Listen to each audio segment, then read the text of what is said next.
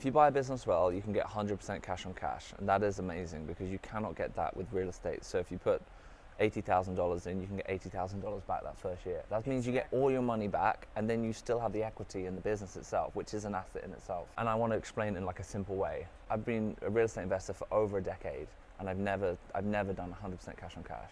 So why do I like small business investing? I think the returns you get in it are just so much better than you get in other places. So I've done real estate investing for over a decade at this point, and people talk a lot about cash on cash. So cash on cash is essentially, it's a simple metric. It's like a percentage of what you get back each year. So if you just pick easy numbers, if you put $100,000 in, which I know is a lot of money, but if you put $100,000 into something and you get 12,000 back that first year, that is a 12% cash on cash. So it's really like what you get back in that first year as a percentage of the total investment. So that's an example. So in real estate investing, I was really struggling to get over a 20% cash on cash. So if you, in simple language, what does that mean? 20% cash on cash means that it takes me 5 years, 5 of those 20s to get that theoretical 100 back. If you think about businesses, I shoot for 100% cash on cash or better in a business acquisition. So if I put $50,000 into a business, in that first year, I want 50 back.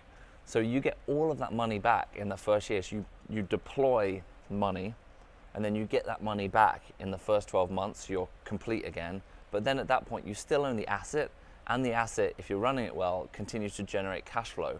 So I don't know any other vehicle or method of investing that produces these amount of returns. As with anything, it's not passive. So there's like methodology and there's ways to do it and ways to do it well. But I don't know of a way to put that amount of money in, get that amount of money back out, and then continuing to reap the benefits of that over time. It just doesn't exist in other places, in my opinion. I want you guys to grasp this concept because there are so many businesses out there, and I'm passionate about small businesses anyway. I don't want all businesses to be owned by these large corporates or these large private equity funds. I want, power to go back to the people. I want people to have freedom in their everyday lives and own these businesses for themselves. Not only do they provide jobs, improve communities, provide great goods and services, but like the returns can be great as well. So it's really satisfying. And yeah, it's not just easy. There's ups and downs. You definitely feel a weight as a small business owner that you may not feel if you just got a regular paycheck every 2 weeks coming. Of course it's different, but there's nothing like it. I haven't experienced anything like it, especially in my professional life. I'd love to help other people do this. That's why I'm trying to build this community, this Business Mind community. There's more than enough opportunity out there for me and for anyone else really who wants to jump into this game. Yes, you've got to put the pieces together, you've got to be educated, you've got to learn how to do it, but also community is so important.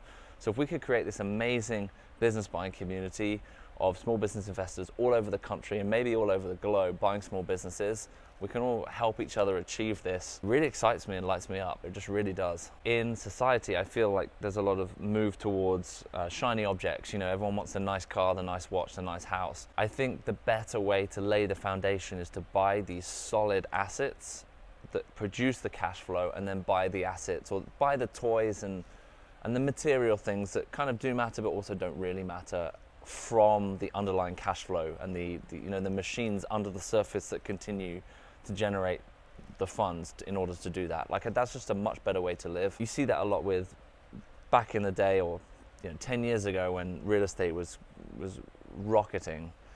People say buy the rental properties, use the profit from the rental properties to buy, a watch if you're into watches. Well, the same process or the same concept applies now to businesses.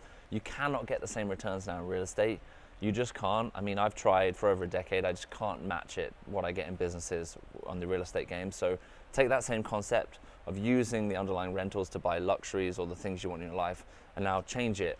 Use the businesses, the underlying businesses, to buy those things that you want. That is a much better way to go. Don't get in debt up to your eyeballs, just buying stuff just to impress other people. What is the point? Material stuff is so hollow, it's so shallow. It doesn't actually provide any true meaning in your life. Yes, you may be excited if you buy a boat you've always wanted for a short while, but then the stress of the payments will probably get to you, and it will just suck all the joy out of it. So that's just not how you want to live.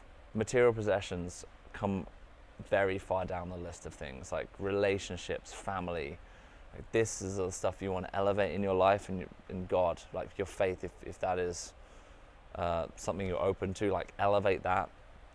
material possessions, despite the fact I do like cars, material possessions come way down at the bottom of the pile.